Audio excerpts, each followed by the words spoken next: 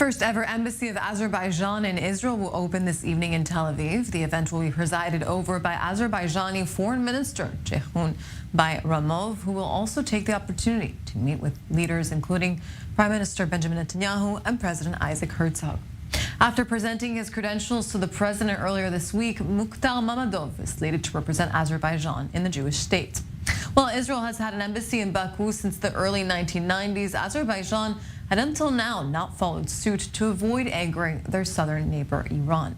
Amid steadily escalating regional tensions with the Islamic Republic, Baku has opted to change course. Earlier this morning, Israeli Foreign Minister Cohen delivered a statement along his Azerbaijani counterpart ahead of the embassy opening.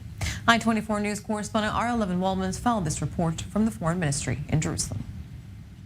Well, we just witnessed a pretty breaking moment in Israel-Azerbaijani relations. That would be the commitment to opening an embassy, or the, shall we say, actual official dedication of a new embassy of Azerbaijan in Israel.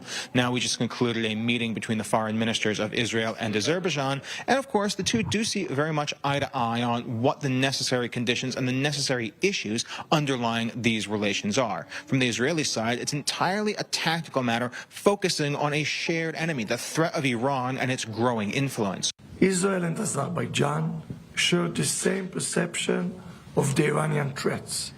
The Iranian Ayatollah regime threatens both our regions, finance terrorism, and destabilize the entire Middle East.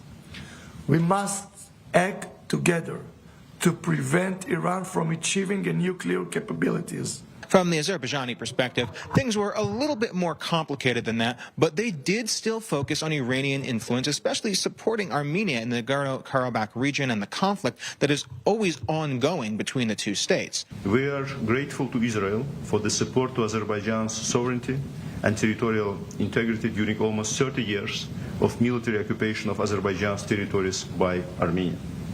We appreciate the support extended to Azerbaijan both before and during the patriotic war in 2020. But the Azerbaijani delegation did want to focus more on the economic side of things, focusing on Israeli tech and developing both nations' economies.